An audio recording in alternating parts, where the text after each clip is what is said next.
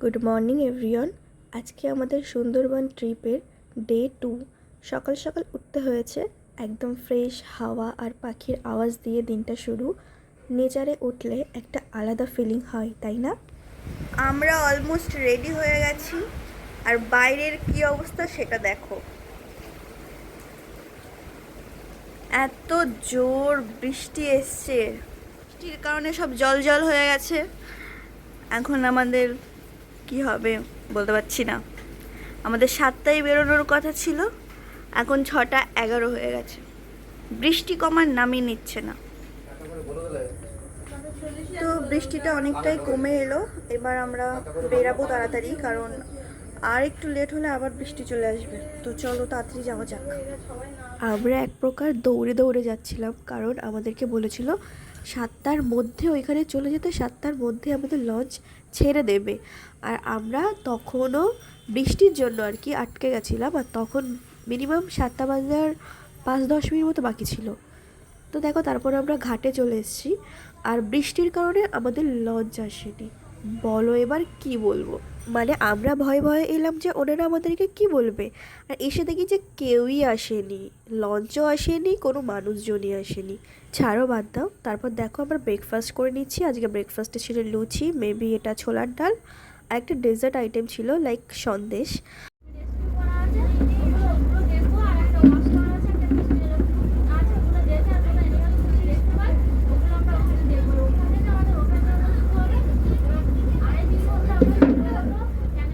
আজ পুরো দিনটা উনি আমাদেরকে গাইড করেছিলেন। আজ আমরা এমন একটা জায়গায় যাচ্ছি যেখানে দেখা যাবে সুন্দরবনের আসলি বিউটি। তো চলো দেখতে থাকো। এখন আমরা ঢুকেছি জঙ্গল এরিয়াতে। So quite place. চলো একটা সিনেমাটিক শট নেওয়া যাক।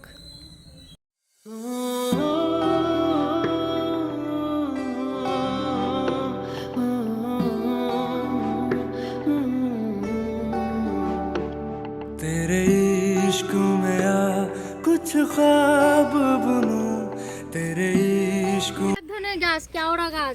কেওড়া গাছের দুটি ভাগ আছে, টক কেওড়া, চাক কেওড়া। এটা হচ্ছে টক কেওড়া গাছ।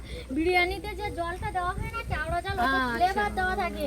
এই অরিজিনাল জল তো পাওয়া যায় না, ওটা কেমিক্যাল মেশানো থাকে, মিশিয়ে ফ্লেভার দেওয়া থাকে। এই সেই কেওড়া গাছ আর এই সেই কেওড়া ফল আমাকে তখনই বলেছিল ট্রাই করতে, বাট আমি তখন ট্রাই করিনি, কারণ অনেক নোংরার মধ্যে পড়েছিল না।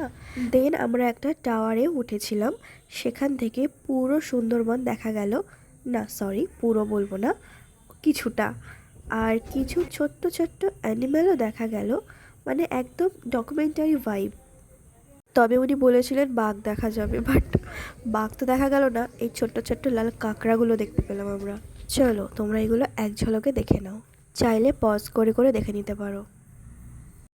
জাস্ট এই জায়গাটা দেখো, কি দারুণ লাগছে না?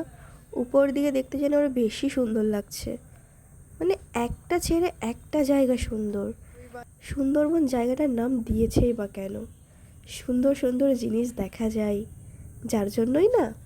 তো চলো দেখতে থাকো। এলাম, যা যা দেখেছি সবটাই তোমাদের সাথে শেয়ার করেছি। তেমন কিছু দেখা যাচ্ছে না এখন, কারণ তেমন কিছু দেখতে পেলাম না। তবে যতটা দেখেছি, যতটা পেরেছি সবটা শেয়ার করেছি। তো এখান দিয়ে এখন আমরা নেক্সট ক্যাম্পে যাব, সেখানে কি কি দেখবো তোমাদের সাথে সবটাই শেয়ার করবো। তো চলো দেখতে থাকো। তোমাদেরকে একটা জিনিস দেখাই, চলো দেখো তো চিনতে পারছো কি না। যাই হোক, বাঘ তো দেখতে পেলাম না, হরিণটাই দেখে নিলাম। তারপরেই চলে এলো আমাদের আমোদি ফ্রাই, যেটা আমার একদমই ভালো লাগেনি, তবে ফিশ লাভারদের জন্য বেশ সুন্দর। তারপর আমরা নেক্সট ক্যাম্পে এলাম, আর এইখানের জাস্ট ভিউটা দেখো তোমরা, অসম, অনেক সুন্দর অনেক। ওটা কি বলো তো? এটা থেকে যাওয়ার কথা ফার্স্ট মাথায় এলো, তার নামটা কিন্তু অবশ্যই আমার কমেন্টে টাইপ করে যাবে। যাই হোক, অনেক ঘুরে নিয়েছি, সবটা তো দেখানো পসিবল না। চলো এবার খিদে পেয়ে গেছে, লাঞ্চ করে নিই। মেনু কী আছে চলো বলি। প্লেন রাইস, ঝুরি আলু ভাজা, সাথে ভেজ ডাল, এবং লেবু তো থাকবেই। ফার্স্ট একটু ভালো করে লেবু চিপে নিলাম, তাতে ভেজ ডাল, ভাত, আর একটু ঝুরি আলু ভাজা নিয়ে ফার্স্ট বাইট। উফ, স্বর্গীয়, একেবারে স্বর্গীয় লাগছিল, অনেক সুন্দর হয়েছিল।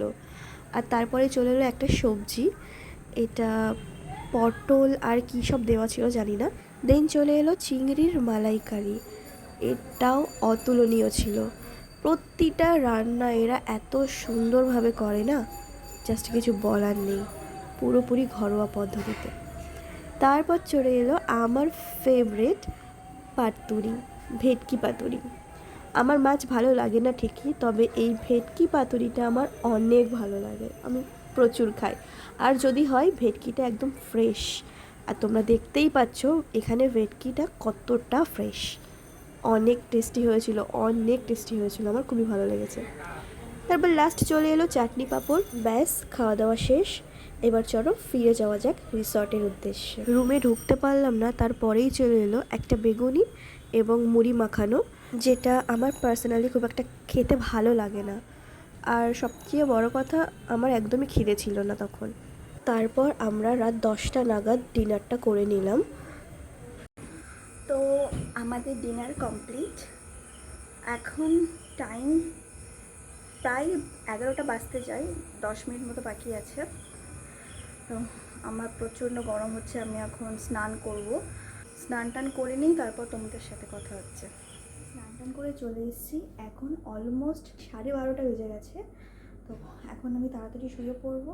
আর হ্যাঁ, আজকে পাখিরালয় গিয়েছিলাম কিছু কেনাকাটা করতে। তো কী কী নিয়েছি সেগুলো আমি নেক্সট ভিডিওতে শেয়ার করব। তো আজকের ভিডিওটা তোমাদের কেমন লাগলো অবশ্যই আমাকে কমেন্টে জানিও। দেখা হচ্ছে আবার পরের ভিডিওতে। বাই।